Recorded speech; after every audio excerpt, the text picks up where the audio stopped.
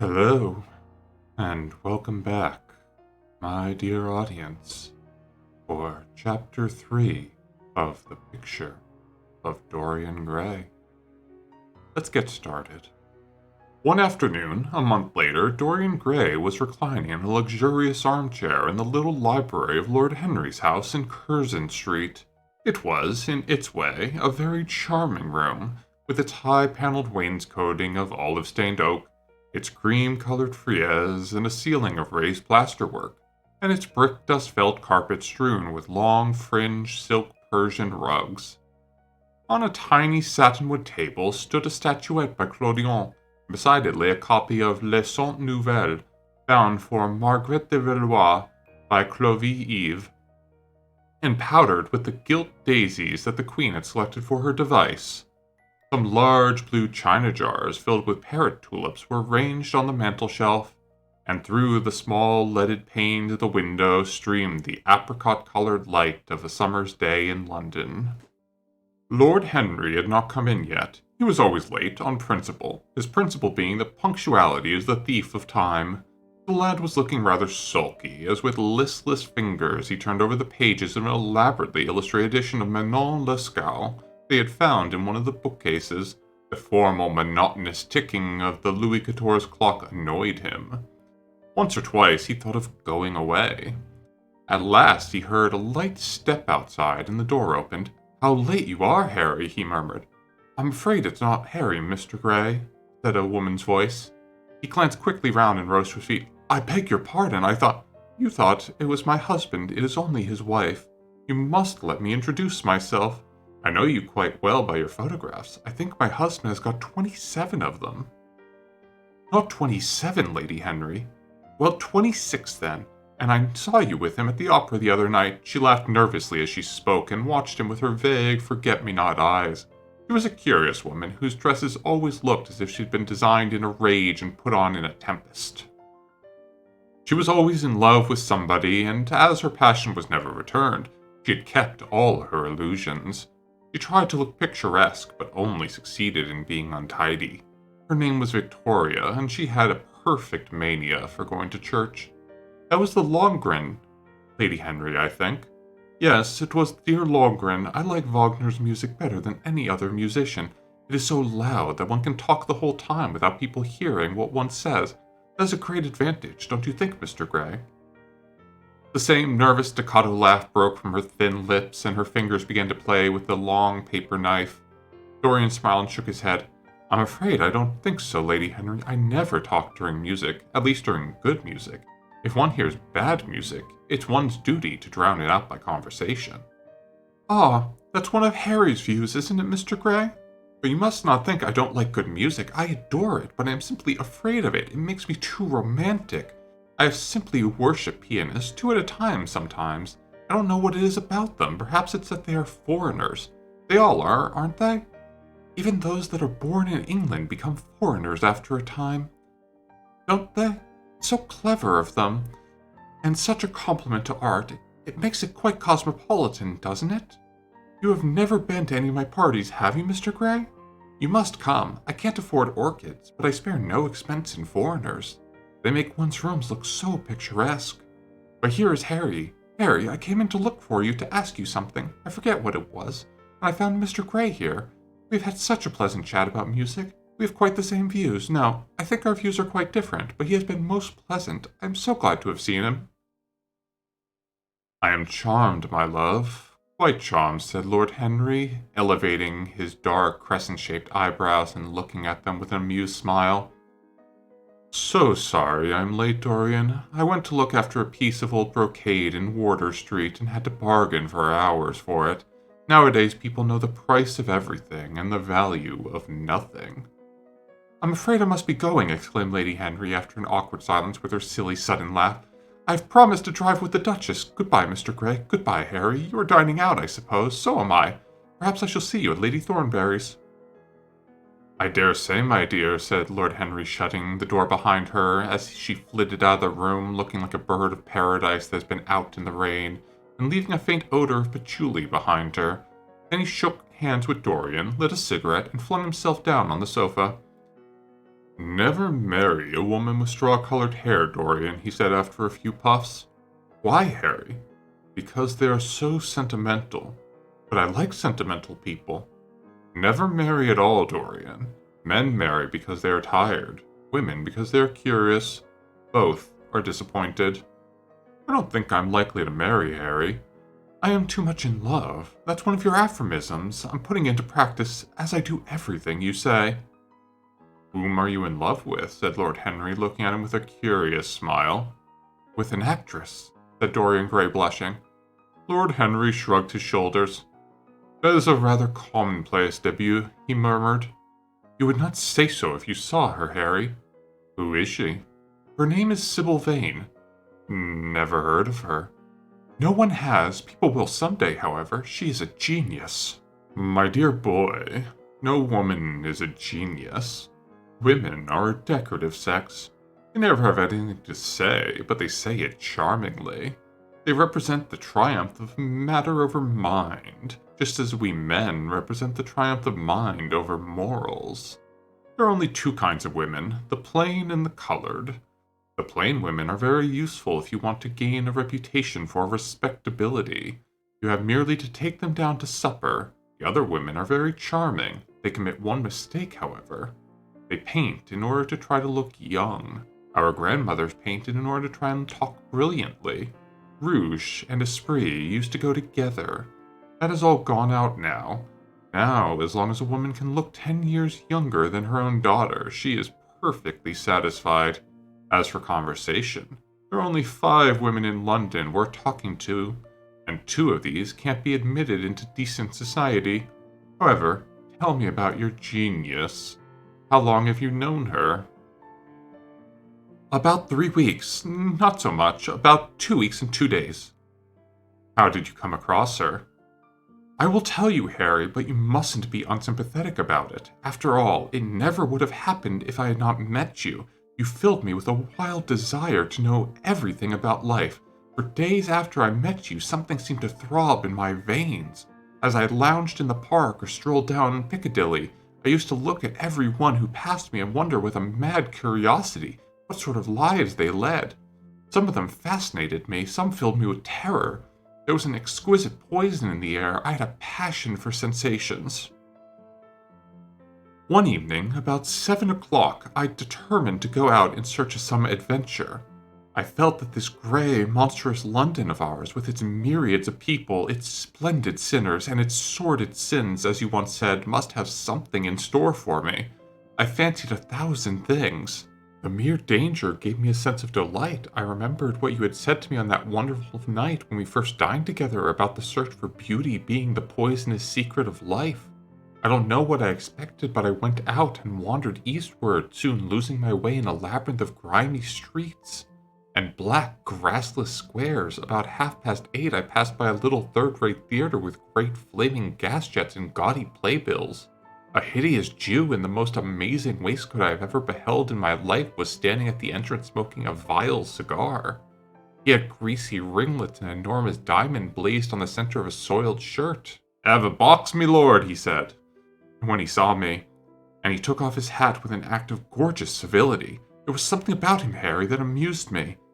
He was such a monster. You will laugh at me, I know, but I really went in and paid a whole guinea for a stage box.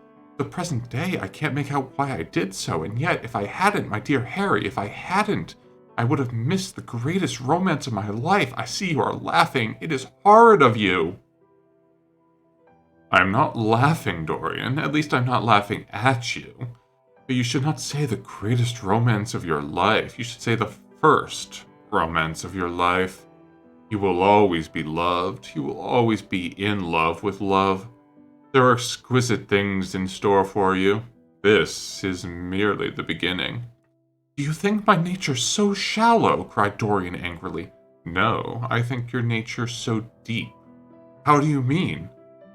My dear boy, people who only love once in their lives are really shallow people.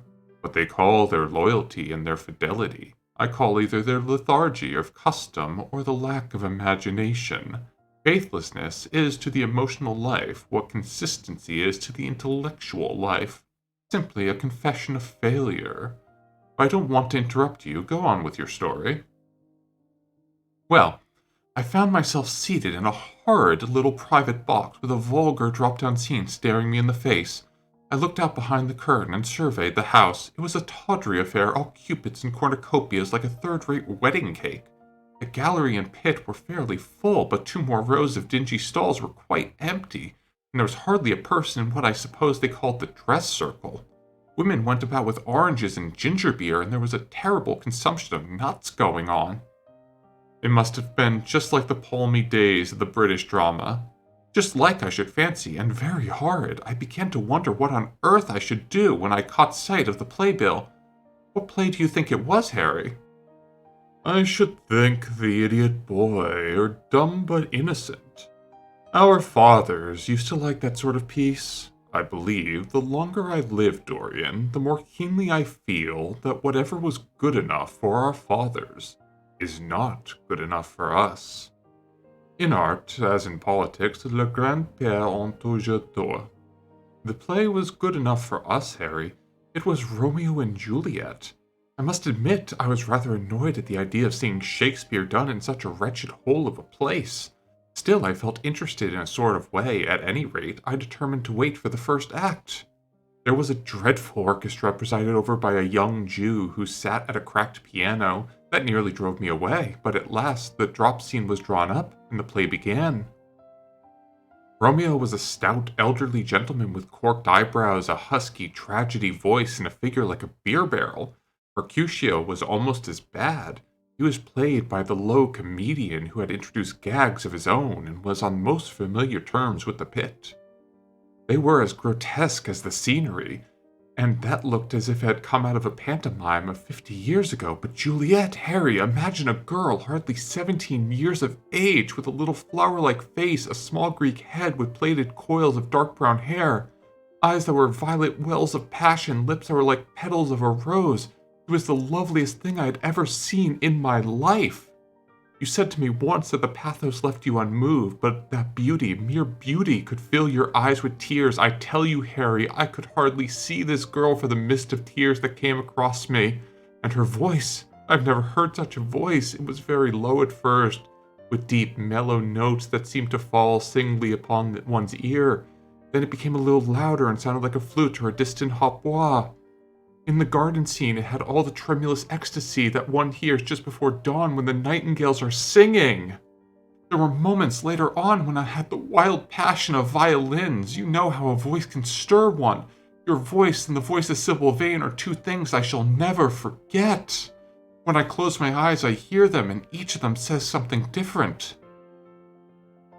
I don't know which to follow. Why should I not love her, Harry? I do love her. She is everything to me in life. Now, night after night, I go to see her play. One evening she is Rosaline. The next evening she is Imogen. I've seen her die in the gloom of Italian tombs, sucking the poison from her lover's lips. I have watched her wandering through the forest of Ardennes, disguised as a pretty boy in hose and a doublet and dainty cap. She has been mad. She has come into the presence of a guilty king and given him rue to wear, and bitter herbs to taste of. She has been most innocent, and the black hands of jealousy has crushed her reed-like throat. I have seen her in every age, in every costume. Ordinary women never appeal to one's imagination. They are limited to their century. No glamour ever transfigures them. One knows their minds as easily as one knows their bonnets. You can always find them. There is no mystery in one of them. They ride in the park in the morning, chatter at their tea parties in the afternoon. They have their stereotyped smile and their fashionable manner. They are quite obvious, but an actress, how different an actress is. Why didn't you tell me that the only thing worth loving is an actress? Because I have loved so many of them, Dorian. Oh yes, horrible people with dyed hair and painted faces. Don't run down dyed hair and painted faces. There's an extraordinary charm in them sometimes. I wish now I had not told you about Sybil Vane. You could not have helped telling me, Dorian. All through your life, you'll tell me everything you do. Yes, Harry, I believe that is true. I cannot help telling you things. You have a curious influence over me. If I ever did a crime, I would come and confide it to you. You would understand me. People, like you, the willful sunbeams of life, don't commit crimes, Dorian. But I am much obliged for the compliment all the same. And now, tell me, reach me the matches like a good boy. Thanks. Tell me, what are your relations with Sybil Vane? Dorian leapt to his feet with flushed cheeks and burning eyes. Harry! Sybil Vane is sacred! It is only the sacred things that are worth touching, Dorian, said Lord Henry with a strange touch of pathos in his voice. But why should you be annoyed?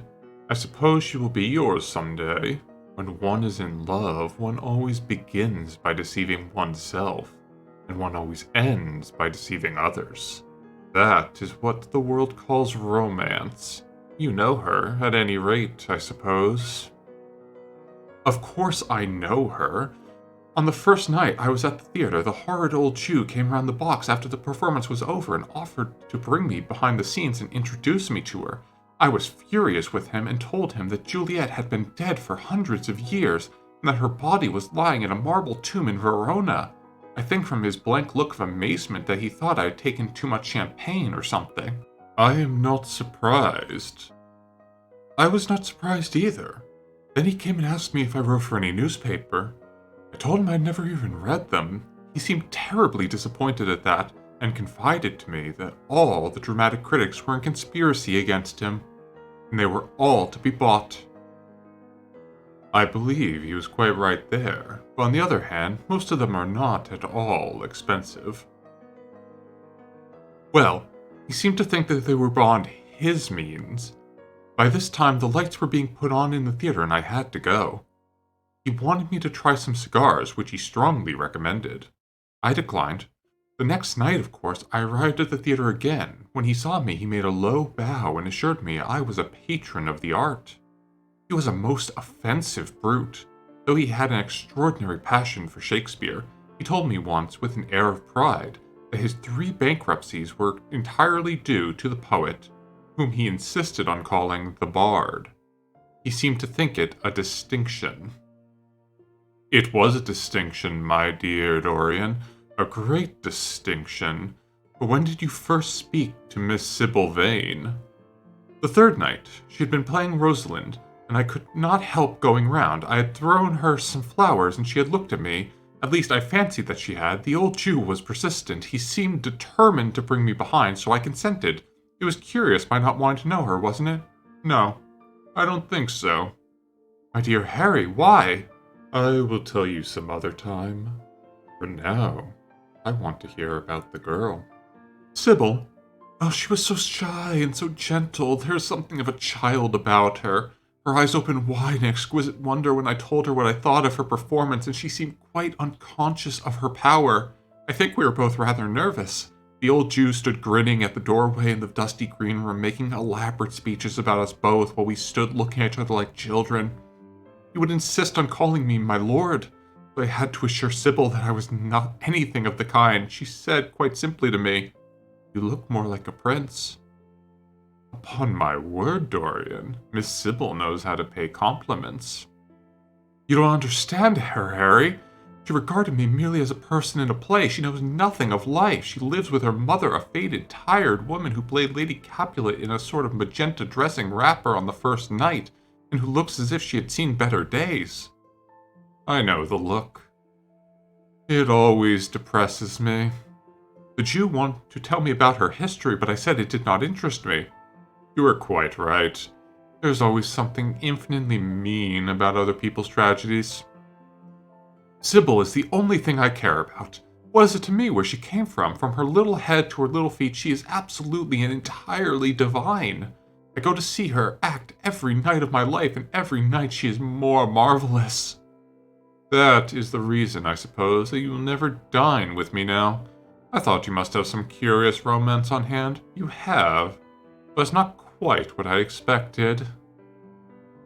My dear Harry, we either lunch or sup together every day, and I have been to the opera with you several times. You always come dreadfully late. Well, I can't help going to see Sybil play, even if it's only for an act. I get hungry for her presence, and when I think of the wonderful soul that is hidden away in that little ivory body, I am filled with awe. You can dine with me tonight, Dorian, can't you? He shook his head. Tonight she is Imogen, he answered, and tomorrow night she will be Juliet. When is she Sybil Vane? Never. I congratulate you. How hard you are! She is all the great heroines of the world in one. She is more than an individual. You laugh, but I tell you, she has genius. I love her, and I must make her love me. You, who know all the secrets of life, tell me how to charm Sybil Vane to love me. I want to make Romeo jealous. I want the dead lovers of the world to hear our laughter and grow sad. I want a breath of our passion to stir the dust into consciousness, to wake their ashes into pain. My God, Harry, how I worship her! He was walking up and down the room as he spoke. Hectic spots of red burned on his cheeks. He was terribly excited. Lord Henry watched him with a subtle sense of pleasure. How different he was now from the shy, frightened boy he had met in Basil Hallward's studio. His nature had developed like a flower, had borne blossoms of scarlet flame. Out of its secret hiding place had crept his soul, and desire had come to meet it on the way. "And what do you propose to do?" said Lord Henry at last. "I want you and Basil to come with me some night and see her act. I've not the slightest fear of the result. You won't be able to refuse to recognize her genius.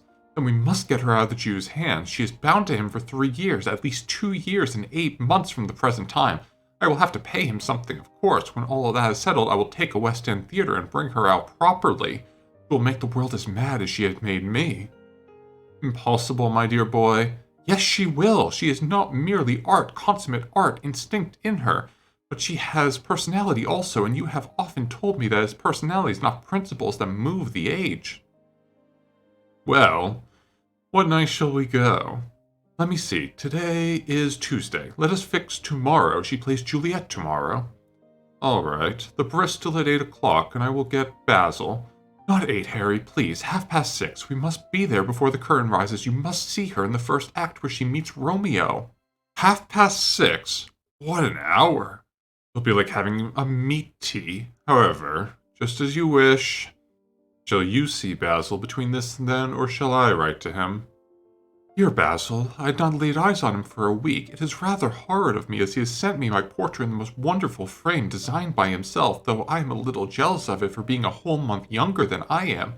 I must admit that I delight in it. Perhaps you had better write him. I don't want to see him alone. He says things that annoy me." Lord Henry smiled. "He gives you good advice, I suppose. People are very fond to give away what they need most themselves. You don't mean to say that Basil has got any passion or romance in him?" "I don't know whether he has any passion, but he certainly has romance," said Lord Henry with an amused look in his eyes. "Has he never let you know that?" "Never. I must ask him about it. I am rather surprised to hear it. He is the best of fellows, but he seems to me to be just a bit of a Philistine. Since I've known you, Harry, I have discovered that." "Basil, my dear boy, puts everything that is charming in him into his work. The consequence is that he has nothing left for life but his prejudices, his principles, and his common sense. The only artists I have ever known who are personally delightful are bad artists. Good artists give everything to their art, and consequently are perfectly uninteresting in themselves. A great poet, a really great poet, is the most unpoetical of all creatures, but inferior poets are absolutely fascinating. The worse their rhymes are, the more picturesque they look. The mere fact of having published a book of second-rate sonnets makes a man quite irresistible. He lives the poetry that he cannot write. The others write the poetry that they dare not realize." "I wonder, is that really so, Harry?" said Dorian Gray, putting some perfume on his handkerchief out of a large gold-topped bottle that stood on the table. "It must be if you say so. And now I must be off. Imogen is waiting for me. Don't forget about tomorrow. Goodbye." As he left the room, Lord Henry's heavy eyelids drooped and he began to think. Certainly few people had ever interested him so much as Dorian Gray, and yet the lad's mad adoration of someone else caused him not the slightest pang of annoyance or jealousy. He was pleased by it. It made him a more interesting study. He had been always enthralled by the methods of science, but the ordinary subject matter of science had seemed to him trivial and of no import. And so he had begun by vivisecting himself, as he has ended by vivisecting others. Human life that appeared to him the one thing worth investigating. There was nothing else of any value compared to it. It was true that as one watched life in its curious crucible of pain and pleasure, one could not wear over one's face a mask of glass or keep the sulphurous fumes from troubling the brain and making the imagination turbid with monstrous fancies and misshapen dreams. There were poisons so subtle that to know their properties one had to sicken of them. There were maladies so strange that one had to pass through them if one sought to understand their nature, and yet, what a great reward one received. How wonderful the whole world became to one, to note the curious hard logic of passion and the emotional colored life of the intellect, to observe where they met and where they separated, at what point they became one, and at what point they were at discord. There was a delight in that. What matter what the cost was, one could never pay too high a price for any sensation. He was conscious, and the thought brought a gleam of pleasure into his brown agate eyes, that this was through certain words of his, musical words said with musical utterance, that Dorian Gray's soul had turned to this white girl and bowed in worship before her. To a large extent, this lad was his own creation. He had made him premature. That was something. Ordinary people waited till life disclosed to them its secrets, but to a few, to the elect, the mysteries of life were revealed before the veil was drawn away. Sometimes, this was the effect of art, and chiefly of the art of literature, which dealt immediately with the passions and the intellect, but now and then a complex personality took the place and assumed the office of art. It was indeed, in its way, a real work of art, life having its elaborate masterpieces just as poetry has, or sculpting, or painting. Yes, the lad was premature. He was gathering his harvest while it was yet spring. The pulse and passion of youth were in him, but he was becoming self-conscious. It was delightful to watch him, with his beautiful face and his beautiful soul. He was a thing to wonder at. It was no matter how it all ended, or was destined to end. He was like one of those gracious figures in a pageant or a play, whose joys seem to be remote from one, but whose sorrows stir one's sense of beauty, and whose wounds are like red roses. Soul and body, body and soul, how mysterious they were. There was animalism in the soul, and the body had its moments of spirituality. The senses could refine, and the intellect could degrade. Who could say where the fleshly impulse ceased and when the psychical impulse began? How shallow were the arbitrary definitions of ordinary psychologists, and yet how difficult to decide between the claims of the various schools. Was the soul a shadow seated in the house of sin, or was the body really in the soul? As Giordano Bruno thought, the separation of spirit from matter was a mystery, and the union of spirit with matter was a mystery also. He began to wonder whether we should ever make psychology so absolute a science that each little spring of life would be revealed to us. As it was, we were always misunderstood ourselves and rarely understood others. Experience was of no ethical value. It was merely the name we gave to our mistakes. Men had, as a rule, regarded it as a mode of warning, had claimed for it a certain moral efficacy in the formation of character, had praised it as something that taught us what to follow and showed us what to avoid. But there was no motive power in experience. It was as little as an active cause as conscious itself. All that it really demonstrated was our future would be the same as our past, and that the sin we had done once and with loathing, we would do many times and with joy. It was clear to him that the experimental method was the only method by which one could arrive at any scientific analysis of the passions, and certainly Dorian Gray was a subject made to his hand and seemed to promise rich and fruitful results.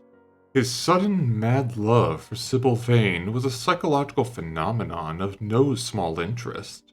There was no doubt that curiosity had much to do with it. curiosity and the desire for new experiences. Yet it was not a simple, but rather a very complex passion. What there was in it for the purely sensuous instinct of boyhood had been transformed by the workings of the imagination, changed into something that seemed to the boy himself to be remote from sense. And it was for this very reason all the more dangerous. It was the passions about whose origin we deceived ourselves that tyrannized most strongly over us. Our weakest motives were those of whose nature we were conscious. It often happened that when we thought we were experimenting on others, we were really experimenting on ourselves. Well, Lord Henry sat dreaming on these things, a knock came to the door and his valet entered, and reminded him it was time to dress for dinner. He got up and looked out into the street. The sunset had smitten into scarlet gold the upper windows of the houses opposite. The panes glowed like plates of heated metal. The sky above was like a faded rose. He thought of Dorian Gray's young, fiery-colored life, and how it was all going to end. When he arrived home, about 12:30, he saw a telegram lying on the hall table. He opened it and found it was from Dorian. It was to tell him that he was engaged and to be married to Sybil Vane. And that, my dear listeners, the end of Chapter 3. Thank you, as always, for joining me for this story. I hope you'll tune in again next time for the next chapter. And until then, take care of yourselves.